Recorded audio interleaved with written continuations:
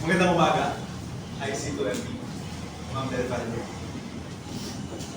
Ang napili ko pong paksa para sa aking talumpati ay ang tunay na leader. Para sa akin, sa tingin ko, isa ako sa mga mas kwalipikadong magsalita ng dito. Dahil alam naman natin na ako ang vice-presidente ng klase natin. Makinig at sigurado ako na madadagdagan ng inyong kaalaman. Maaari niyong gamitin ang mga sasabihin ko bilang inyong gabay kung sakaling kayo ay maging isang leader dito sa klase or kahit man sa labas. Ano nga ba ay IC2MB? Ano nga ba ang katangian ng isang tunay na leader? Para sa akin, may apat na importanteng katangiang taglay ang isang tunay na leader. Una, ang isang tunay na leader ay isang inspirasyon o role model para sa mga miyembro niya.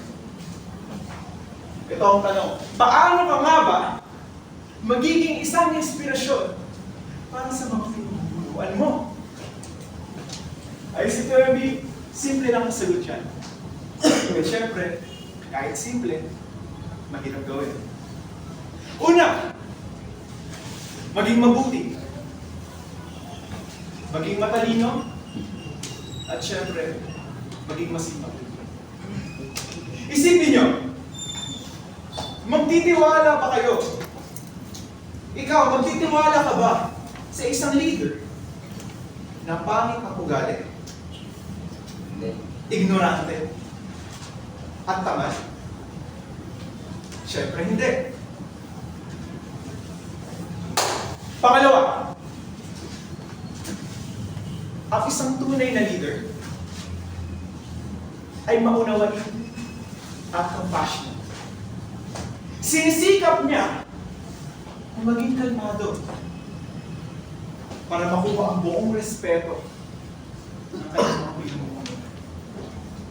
IC2MB, ang galit ay natural na pangit at nawawalan rin ito ng epekto kapag lagi natin itong ipinapakita.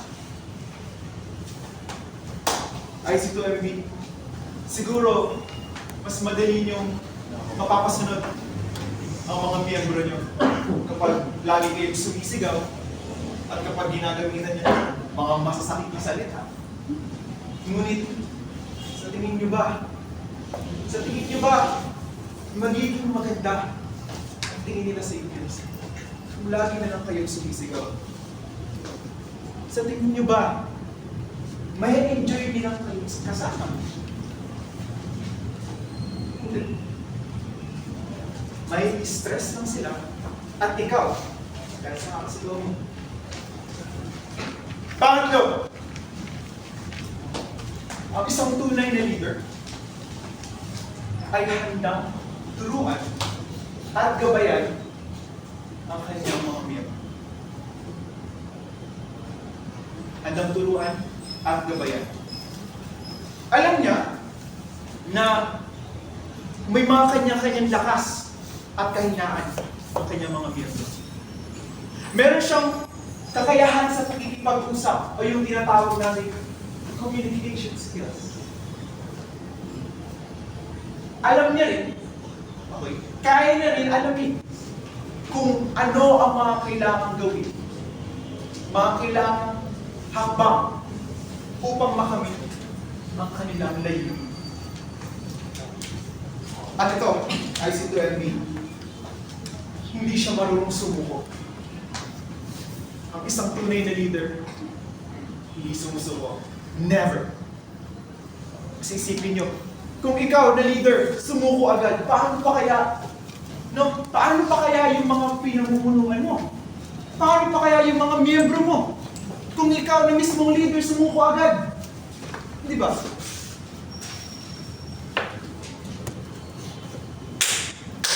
Pangapat, at pinakahuli. Sa tingin ko, ito ang pinaka-importante sa lahat. Makinig. Isang tunay na leader ay mapagkumbaba. Ulitin ko, ang isang tunay na leader ay mapagkumbaba. Marunong siyang ipagdiwang ang mga magandang nagawa ng kanyang mga pinamumunuan. Hindi siya mapagmataas at makasarili. Alam niya na limitado lang ang kayang gawin ng isang tao. Kaya marunong siyang magpasalamat sa mga contribution ng mga miyembro niya. Hindi lang ang sarili ang itinataas niya ay si Kuya. Ang isang tunay na leader, ang mga kagrupo niya, ang mga miyembro niya, dinadala niya pataas. Inihila niya pataas, hindi lang ang sarili niya. Ay si Kuya, tandaan niyo, hindi madaling maging isang tunay na leader.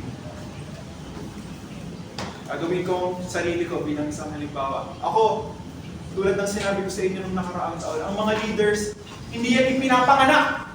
Okay? Hindi ako ipinanganak ng nanay ko na automatic, ay, eto, anak ko, leader to. Nakikita ko na sa itsura niya. Itsura pa lang, alam ko na. Hindi. Ang mga leaders, they are made. Okay? Nagsimula rin ako. Nagsimula ang mga yan sa pinaka-umpisa. Hindi pa sila tunay, kumbaga.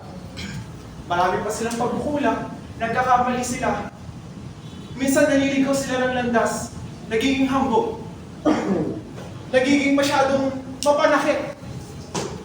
Pero ayos lang yun, doon naman tayo nagsisimula, di ba? IC12. Ang importante, hindi tayo natatakot maging isang leader. Kasi kung iiwasan natin ang responsibilidad, kung iiwasan natin yung opportunity, paano tayo mag-grow? Paano tayo magiging isang tunay na leader kung ayaw natin maging leader in the first place? Di ba? Ngayon, marami pang ibang mga katangian ng isang tunay na leader tulad ng confidence. Confidence kung ano yung nakikita niyo sa akin ngayon. Hindi ko ito nakuha agad. Nung una, mahihain ako.